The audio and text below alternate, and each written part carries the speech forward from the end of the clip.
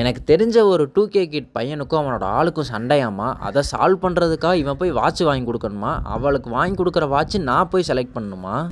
என்னடி இது?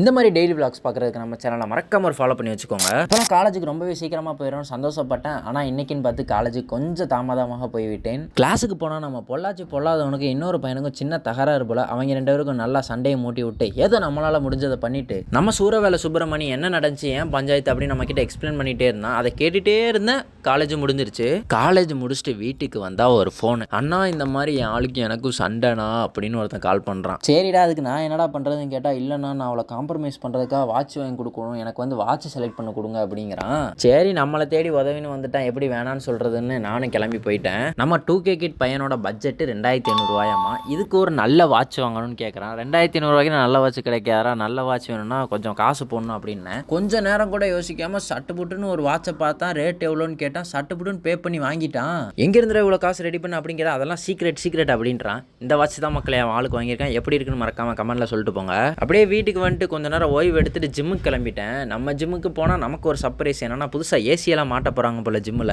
இனிமேல் நம்ம ஏசியில் ஒர்க் அவுட் பண்ண போகிறோன்ற சந்தோஷத்திலே இன்னைக்கு செஸ்ட் டேன்றனால ஃபஸ்ட்டு பெஞ்ச் ப்ரெஸ்லேருந்து ஸ்டார்ட் பண்ண மக்களே. ஃபாஸ்டிங் டைம்னால வெயிட் எல்லாம் அவ்வளோ புஷ் பண்ண முடியல. அதனால நார்மலாக chest press and triceps work out எல்லாம் போட்டு முடிச்சுட்டு டின்னரை சாப்பிட்டுட்டு என்னோட டே கம்ப்ளீட் பண்ணிக்கிட்டேன். அடுத்த ஒரு vlogல சந்திக்கிறதுக்கு நம்ம சேனலை மறக்காம ஒரு ஃபாலோ பண்ணி வச்சுக்கோங்க. Bye bye.